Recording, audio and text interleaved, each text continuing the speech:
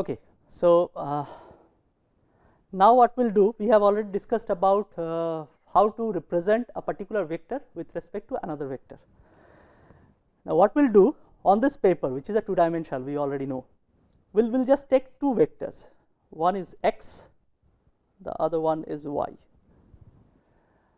Now, we will just do the same exercise, we will try to represent a particular vector, let us say any vector, let us say this is g. Okay. Again, what we need to do, first g needs to be represented by x, so we will be again putting a perpendicular and accordingly we will calculate c, or let us call that cx. Okay. G also can be represented with respect to y, so I will again put a perpendicular and I will get another value c2 or cy, let us say. Okay. So, two constant we have got. Now, I am trying to represent it with respect to these two vectors. So, what I do, I actually take both the vectors. So, basically I am taking a linear combination of these two vectorial representation. Okay. So, G earlier I was just representing with respect to some c into x, now I will do a linear combination. So, some cx into x plus some cy into y, and if we can properly minimize. So, right now we have just shown how to minimize that, but if you just put it this way and try to minimize it, you will see that as long as x and y are orthogonal to each other, you will always be able to completely represent this without any error. So, with 0 error, because what will happen if you represent by this will be your error. Now, this can be directly represented by this one. So, error will be further represented by the other vector, and then the residual error that is left, that becomes 0. Okay. So, the lesson that we have learned, that if you can, so two things, one is if you can, whatever dimension you have, the suppose vectorial space. So, this is a 2-dimensional vectorial space. In that vectorial space, whatever dimension you have, so it is a 2-dimension. So, two orthogonal vector to each other, if you can find out those two, any two. So, it does not have to be this x and y, I can represent G even by this x and this y, as long as these two are orthogonal to each other. Okay. So, if you can take any two mutually orthogonal vector, because the dimension is 2, with those two vector you can always perfectly represent any vector in that particular space. If I wish to represent it in 3 dimension, I need to have 3 vectors. So, that is why they actually represent it with respect to x, y and z. So, 3 coordinate you need or 3 vectors you need. Okay.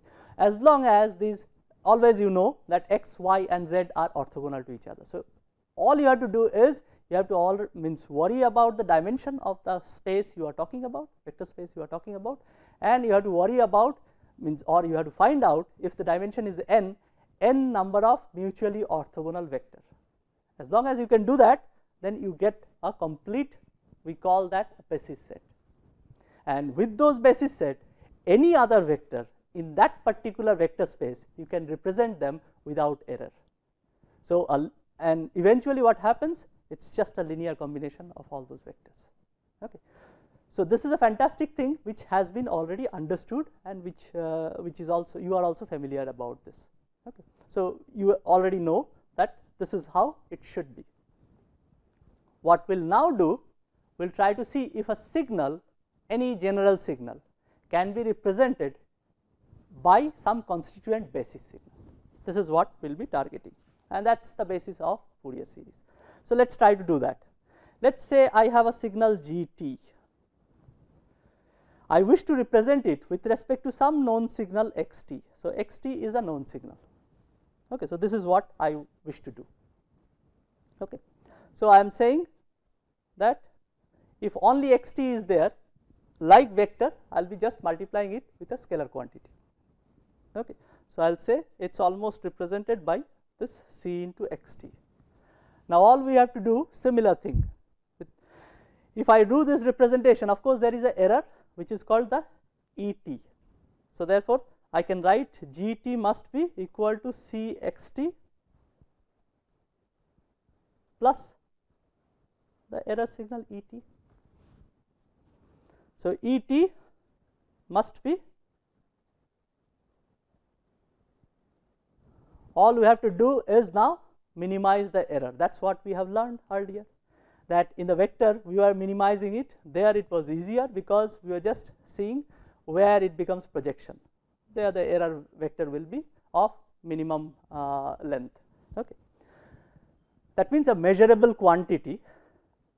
Vector, we are talking about length, and length is nothing but the second norm, that is the length square of vector. So, that is how we are minimizing the error. Basically, we are doing error length minimizing, that is what we are doing. Here also we will try to or target to minimize similar things. So, what we are trying to do is, let us say this GT and XT, they are defined over a time, let us say T1 to T2. Okay, so, it is a initially for simplicity we are saying that these signals are time bounded, it is only defined from T1 to T2, both GT and XT. So, we want to now minimize the overall error. So, what do we minimize? We have already characterized a signal, that is actually the energy of the signal. So, we will target to minimize the energy of this error signal. So, our target should be, let us calculate the energy of error signal, that should be integration E square t dt from T1 to T2, right. Now, ET we can replace T1 to T2 GT minus C XT whole square dt. Okay. So, this is what we are targeting to minimize EE. GT is a known parameter or known signal, or this is the target signal that we are trying to minimize. XT is a known signal with which we want to approximate the other signal.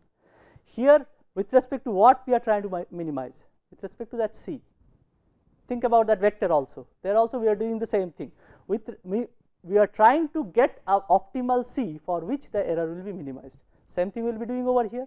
So, here we should minimize with respect to C, that means we will differentiate it with respect to C and make it 0, find out that value of C, that should minimize it. So, we will just devise this.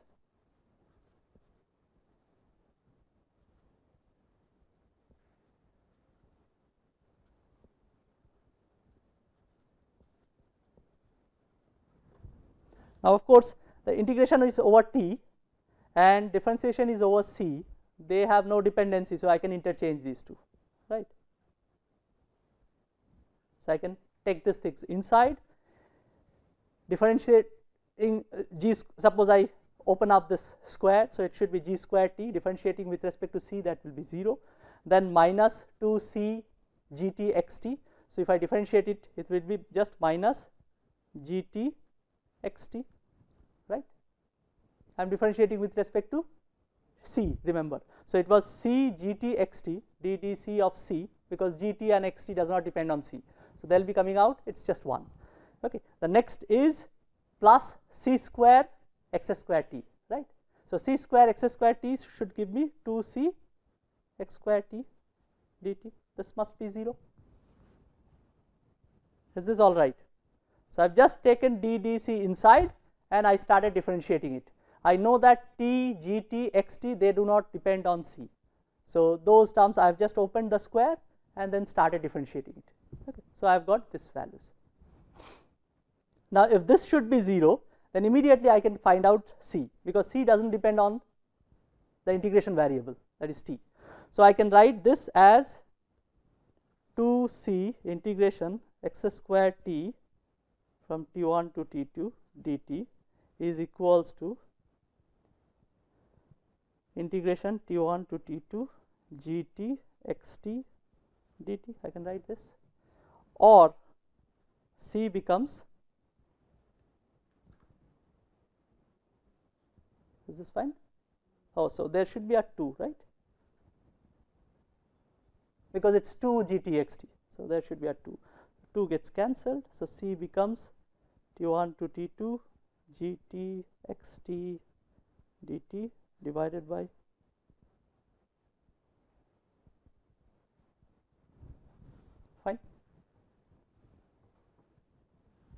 gt xt dt integration x square t dt. Okay. So, basically this is what I do get. Okay. That is a very important criteria. If now think about that vector analogy, when I was putting the vector thing, what was my C? C was dot product gx divided by dot product xx, right. Now, I can define my dot product over this signal space. So, the dot product now gt and xt, if I define my dot product as this one, wherever the signal is defined from T1 to T2 and then gt xt dt. Okay. So, if I define this as dot product, what happens immediately you can see all the things are getting connected now. If I now put xt, the dot product between x and x, that happens to be the energy of x. That also characterizes my earlier proposition that the way I was putting dot product is eventually in a vectorial space giving me the measurement, the distance of that vector. Here also the dot product is giving me the measurement that I have characterized so far, that is the energy of the signal. So, xt dot product will be T1 to T2 x square t dt. This is nothing but the energy. That is very good. The dot product in vector also gives me the measurable quantity, that is the length of the vector. Dot product defined by me over here also gives me the energy, which is the measurable quantity of a particular signal. Okay. From here again we can talk about orthogonality. So, when a signal will be orthogonal to another signal, when that similarly in vector, if I cannot represent a vector by another vector, then we say that these two are orthogonal. That means the corresponding C must be 0. Here also same thing, I have defined my C as this, okay, or if I just write it one more time. So, C is integration T1 to T2 gt xt dt divided by T1 to T2 x square t dt, which is nothing but dot product of gt xt, the way I have defined dot product, and dot product of xt xt, right. So, if C has to be 0, that means gt cannot be represented by xt and gt and xt are orthogonal, then C must be 0. Immediately the condition comes that this must be 0. So, therefore, gt xt must be 0, or we can write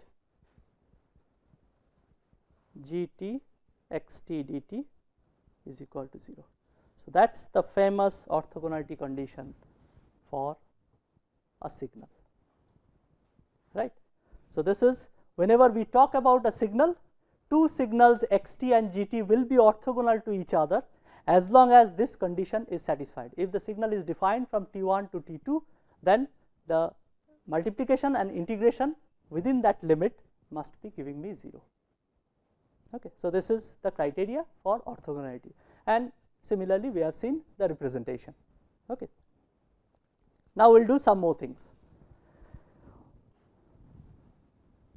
So, whatever we have talked about right now, this was actually good for a real signal.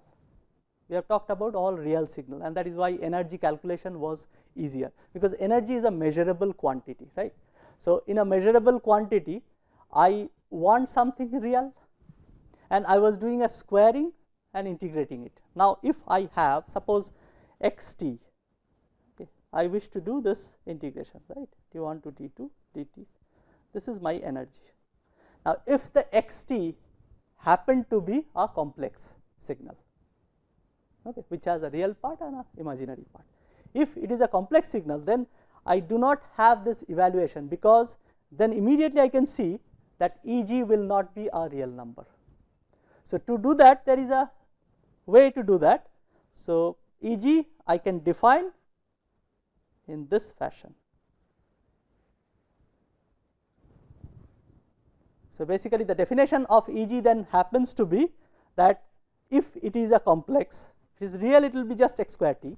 If it is complex, then I actually take that complex and take the complex conjugate of that and multiply that. Okay. and then I integrate. Okay. So, that is just a slight difference in definition.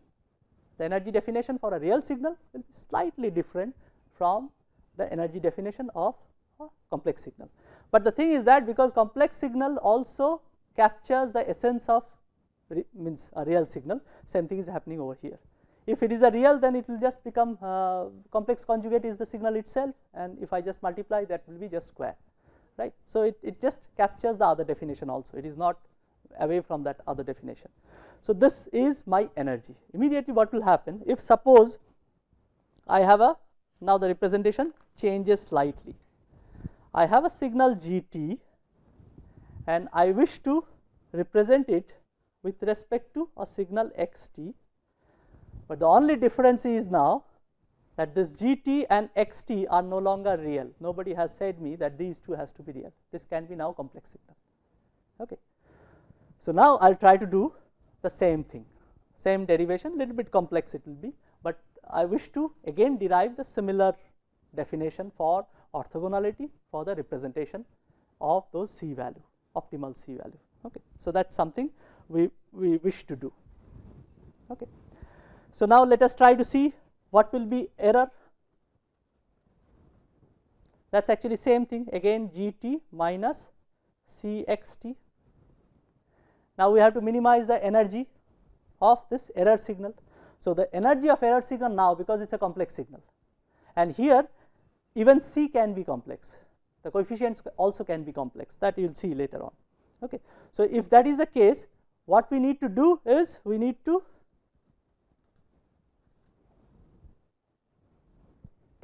take the complex conjugate, multiply it with error signal and then integrate over the limit, whatever limit it has. Let us say the limit is t or just t1 to t2, whatever we were writing. Okay.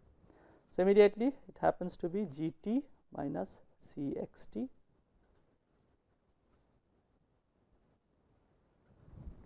okay. Now, all I have to do is I have to actually evaluate these things, and I have to, this is my energy, I have to minimize this with respect to C, but this is not going to be as easy as we have done. Okay. So, direct differentiation will not give me, because there will be C and its complex conjugate. So, I cannot differentiate it with respect to C. So, I have to devise another tool to minimize it. Okay. So, this is something we will discuss. So, now this EE, the way we have defined, I will just write it in this fashion. Let us see whether this is correct. So, T1 to T2 will prove that this is the correct representation, minus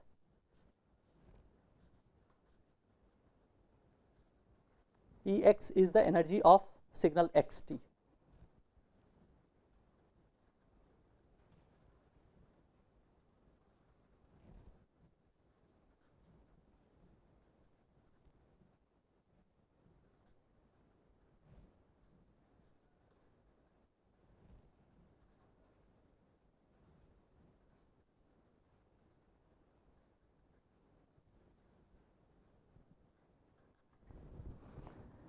See why I have represented this in this fashion?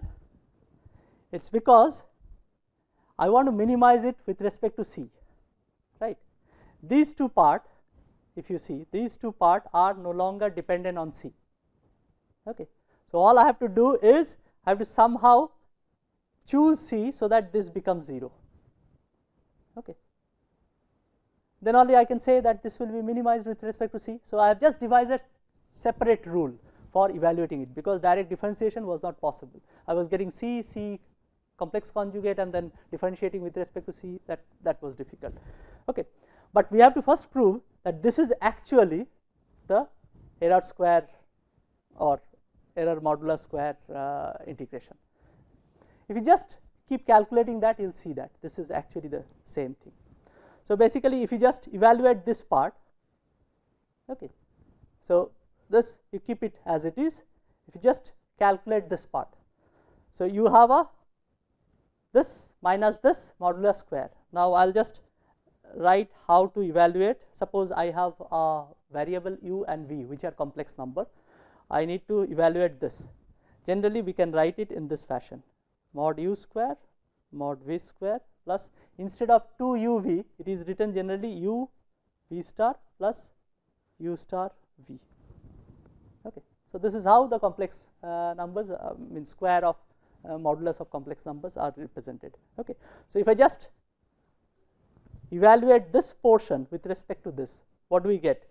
So, this is actually u plus v. So, this is becoming my u and this is becoming my v.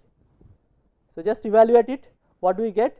Here we get c mod c square Ex, right, because root Ex is not a complex, it is an energy, it must be a real number. Okay. Then mod of this, okay. So, mod this square, so that should be 1 by Ex, and then and modulus and integration, that has nothing to do, modulus does not have anything to do with integration. So, it will go inside. So, I can write T1 to T2 Gt x star t mod square dt, right. So, here I think we have forgotten the dt.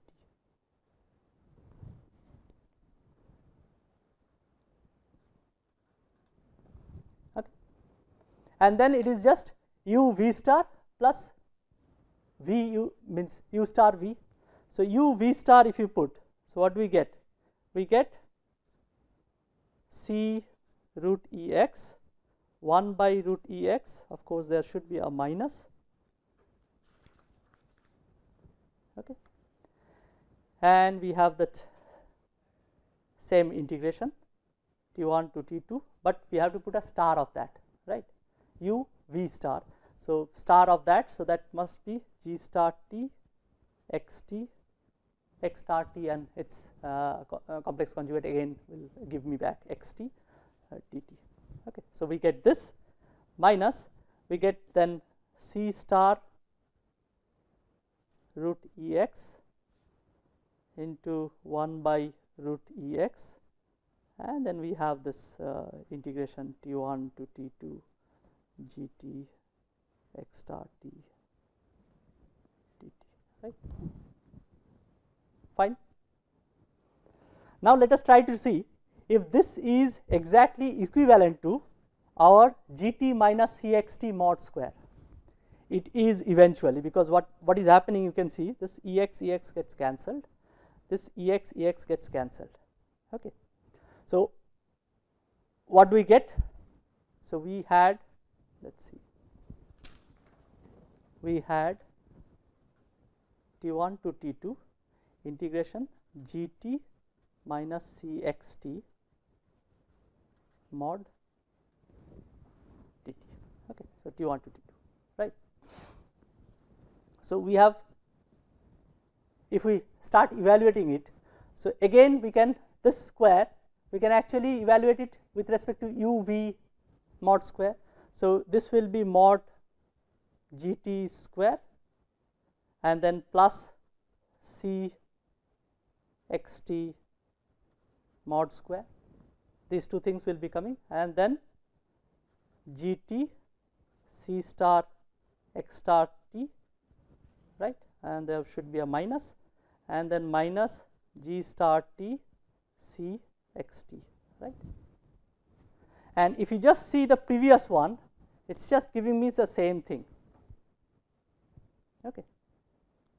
So, if you just see everywhere I have this C, okay.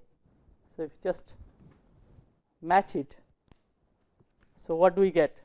We have got, let us see, we have got this square. So, this square term if you have evaluated, we have got this C square Ex, right, which is actually x mod x square t, right. So, this term and this term, so this particular term and this particular term exactly matches, then our Gt exactly matches Gt square, and that term is also present over here, right. So, which is this term, that is already there. So, this term is matching, the next term is matching, this particular terms gets cancelled and the other two terms are already there, right. So, this representation exactly is the representation. If you just do it yourself, you will see that it is exactly the representation of this one. So, therefore, all we are trying to say that the representation we have put over here for EE, that is exactly the representation of that error mod square dt. Okay. So, no harm in doing that representation, but by doing this representation immediately we can see that these two parts are free of C.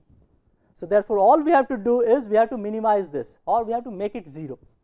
So, to make it 0, this inside term, if I just equate it to 0, I get my C, and that should minimize the whole E, because whatever else I do, this is a mod square term. So, any other thing other than 0 will actually increase the value of EE, because this term is free of C, this particular term, both the terms are free of C. If this term is anything other than 0, because there is mod square and addition, so it will always increase the value. So, the minimum value that I can get where this particular part is 0. So, whenever I put this particular part 0, immediately what do I get for my C calculation? So, C happens to be, so C root Ex must be equal to 1 by root Ex T1 to T2 Gt x star T dt, right. So, that must be the case. Immediately I can evaluate C, that is actually 1 by Ex integration T1 to T2 Gt x star T dt. So, for a complex signal, now you can see we have T1 to T2, only difference is earlier it was Gt into Xt, now I have a x complex conjugate T dt, this integration, and Ex can be written again as mod xt square or xt into x star T dt. So, now I can define, just redefine my, for a complex signal, my dot product as this, that suppose I have a signal Gt and Xt and I wish to do the dot product. So, dot product can be defined as this Gt x star T dt. So, this should be my new definition of dot product in a complex signal, and immediately if I take the dot product with itself, I get back the energy, no problem in that. And the orthogonality condition is this C must be 0, that means Gt must not be represented with respect to Xt. So, if C is 0, then immediately this dot product must be 0 or this particular integration must be 0. So, this is what we can see from our derivation. Next what we will do, we will apply this to actually get back the Fourier series representation.